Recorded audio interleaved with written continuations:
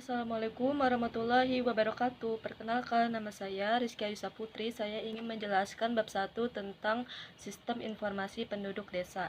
Sistem informasi kependudukan di desa mempunyai peran penting untuk pembangunan penyelenggaraan data kependudukan. Maka dari itu, pencatatan penduduk perlu ditata dengan sebaik-baiknya. Perkembangan teknologi sistem informasi dengan menggunakan komputer dapat menghasilkan pengelolaan data yang cepat, tepat, dan akurat. Berdasarkan permasalahan tersebut, maka dibuatlah sistem informasi berbasis web dengan tujuan untuk mempermudah dalam pendataan dan pengelolaan data penduduk, serta dapat mengurangi kesalahan dalam penyajian data. Tujuan dan manfaatnya yaitu: 1. Untuk mempermudah dalam pencarian data penduduk. Kedua, untuk membantu semua pihak dalam memasukkan data.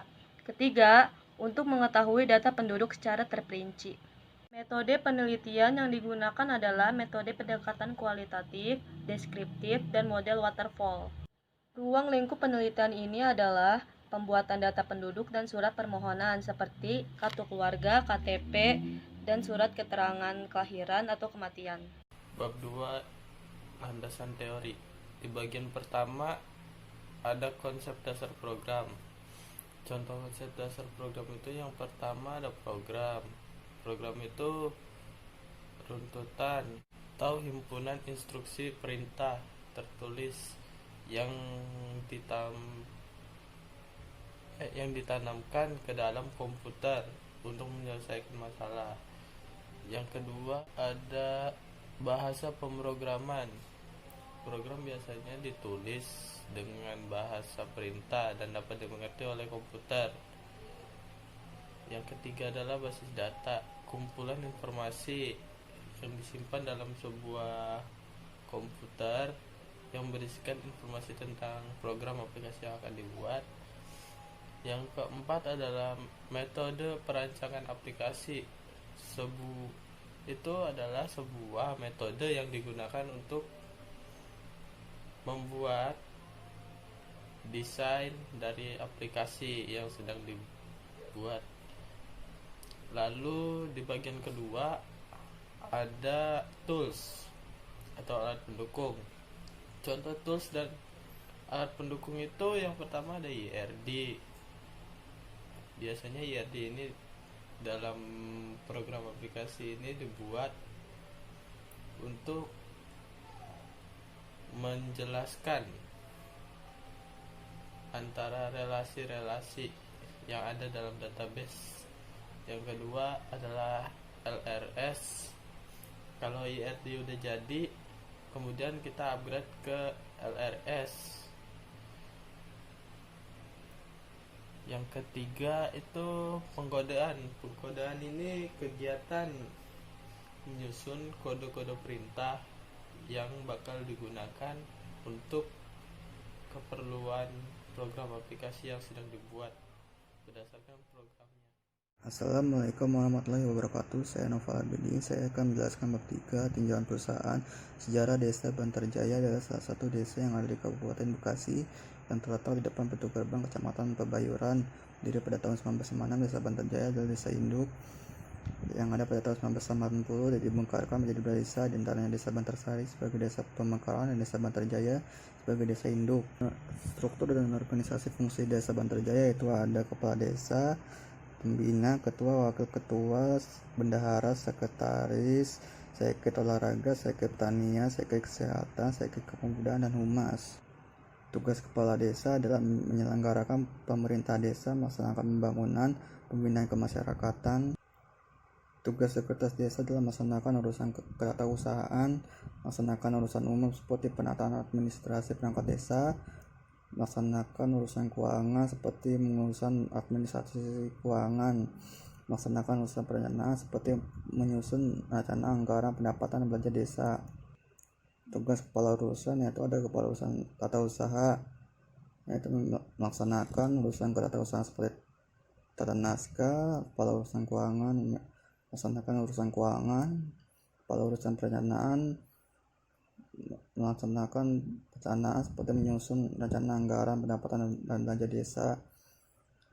Kepala kewilayahan atau kepala dusun memiliki tugas pembinaan ketentraman dan ketertiban, mengawasi pelaksanaan pembangunan di wilayahnya, melaksanakan pembinaan kemasyarakatan dalam meningkatkan kemampuan dan kesadaran masyarakat dalam menjaga lingkungannya.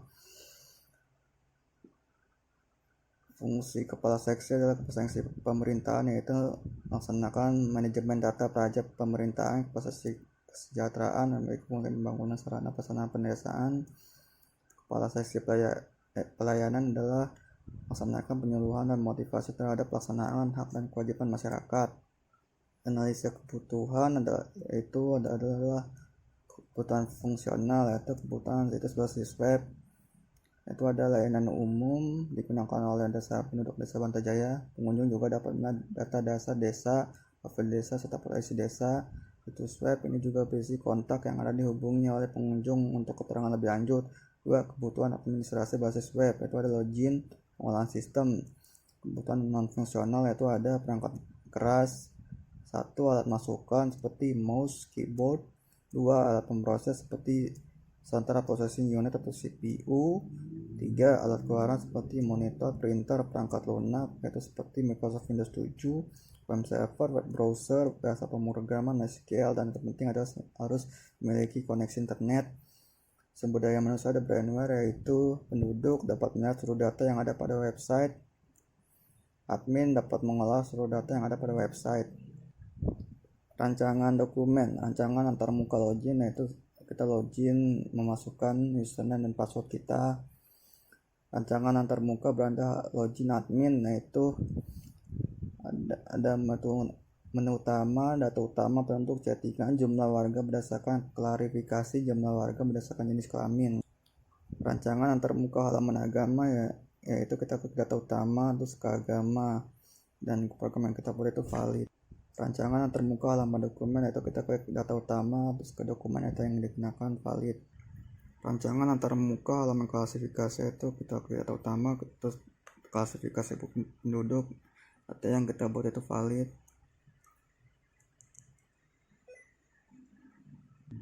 Rancangan basis data, yaitu ada RD. Di dalam RD itu ada TB menu, yaitu isinya ID, nama, link. Dapat mengolah TB login, yaitu ada penduduk, ID pas, NIP. Dapat melakukan TB penduduk, yaitu nama, NIK, kelamin, agama, alamat, pekerjaan, nomor ponsel, dan dapat mengolah surat, yaitu jenis ID surat, nama surat yang dapat disimpan menjadi TB surat, yaitu jenis ID kematian karena hiburan, tempat kematian, kematian penduduk, kematian tanggal. Di TB identitas ada alamat, kecamatan, kepala desa, kabupaten, desa, dan ID. TB konten, yaitu ada link, ID, judul, dan isi. Di dalam LRS kita menemui one to one, yaitu satu entitas berhubungan dengan paling banyak satu entitas lain. One to many, satu entitas dapat berhubungan dan lebih dari satu entitas lain. Many to many, beberapa entitas dapat berhubungan dengan entitas lain. Di TB login kita dapat ada ID, penduduk ID, NIP, pas, level, dapat mengolah TB penduduk, yaitu penduduk ID, parent ID, hubungan, nama, kelamin, tempat, tanggal lahir, warga negara, NIK, pekerjaan, status kawin, alamat, agama, ponsel. Di TB surat, yaitu ada ID, penduduk ID, jenis ID, tanggal, domisili, ortu, anak, nama, anak, universitas, ortu, liburan, catatan, hari, tanggal, tempat, acara, penduduk, tempat kematian, tanggal kematian, di kematian. Yang menghasilkan TB surat jenis, itu ada jenis ID, surat jenis nama. Di TB identitas itu ada ID, kepala desa, kabupaten, kecamatan, desa, alamat. Di TB konten itu ada ID, NIP, link, judul, isi. Di TB menu ada ID, nama, link. Assalamualaikum warahmatullahi wabarakatuh. Saya Yudika Priscilia Yuanda. dari semester 4 jurusan Sistem Informasi kelas 11 4A.11. Saya membuat video ini untuk presentasi menjelaskan tentang spesifikasi file program saya. Apa sih itu spesifikasi file? Spesifikasi file adalah penjelasan tabel-tabel yang digunakan program yang diusulkan serta file yang terdapat pada file database suatu program yang akan dibangun, dan itu disebut spesifikasi file. Apa aja isinya? Misalnya nih, database saya kan isinya ada tabel agama, tabel dokumen, tabel kartu keluarga, tabel klasifikasi, tabel penduduk, serta tabel pesan. Apa aja sih isinya? Iya, di spesifikasi file itu berisi tentang tabel yang ada namanya, tipenya, leg, sama keterangan. Contoh di tabel agama ada ID agama, tipenya varchar, panjang kapasitas penulisannya 10, dan keterangannya primary key. Yang kedua ada nama agama, varchar juga, lengthnya ada 30. Yang ketiga status, tipenya in, itunya lengthnya 1. Kalau setelah kita bahas spesifikasi file, ada juga struktur navigasi halaman. Apa sih struktur navigasi halaman? Struktur navigasi halaman merupakan suatu rancangan dalam pembuatan suatu program, sehingga dari gambaran ini dapat mengetahui tampilan dari program tersebut. Ya, ini. Terus struktur navigasi juga dibagi dua, ada struktur navigasi user sama struktur navigasi admin. Sama ya tadi penjelasannya. Terus kalau implementasinya di sini tuh kayak pengujian unit. Di sini nih ada program-programnya. Ntar saya tunjukin. Ada halaman login, halaman beranda. Di sini ada halaman agama, halaman dokumen, halaman klasifikasi penduduk, kartu keluarga, data penduduk, laporan, banyak, serta banyak lagi. Cuman di implementasinya saya masukin sebagian yang sesuai spesifikasi file aja ya tadi. Setelah kita bahas implementasi, ada juga tahap pengujian unit. Pengujian unit itu apa sih? Ya, pengujian unit, pengujian program dari suatu program. Setelah kita buat tadi program yang udah jadi, yang ada di implementasi gambarannya, kita uji, misalnya valid atau tidak validnya itu program, masih ada yang error kah. Nih, pengujian unit sendiri juga dibagi berdasarkan tautan, berdasarkan web, berdasarkan test case, atau berdasarkan browser. Kalau berdasarkan tautan, yang pertama kita coba berdasarkan tautan. Yang pertama saya uji itu halaman login. Halaman login linknya localhost _web desa. Hasilnya berfungsi. Jadi keterangannya valid. Terus yang kedua, halaman beranda. Linknya localhost web desa _dashboard. Itu juga berfungsi dan hasilnya valid, tidak ada yang error. Yang ketiga, halaman agama, localhost web desa agama, sama berfungsi juga, kesimpulannya valid juga, nggak ada yang error. Yang keempat, halaman dokumen, localhost web desa dokumen, berfungsi juga, valid. Klasifikasi, halaman klasifikasi juga sama, diuji juga berfungsi. Begitupun halaman kartu keluarga, halaman penduduk, halaman laporan. Alhamdulillah semuanya sudah berfungsi dan valid. Itu berdasarkan tautan.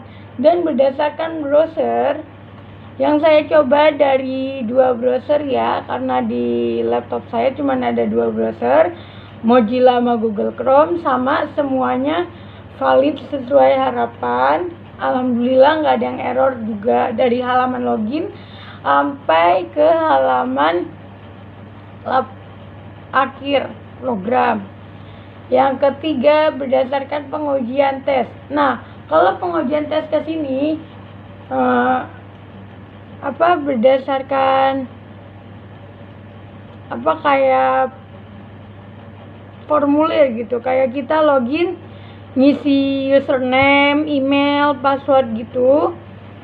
Misalnya kalau username sama email tidak sesuai, username, email, passwordnya tidak sesuai, maka halaman tidak akan ngeload ke halaman berikutnya. Itu disebut valid. Tapi kalau ngasal-ngasal sesuai, berarti masih ada yang error.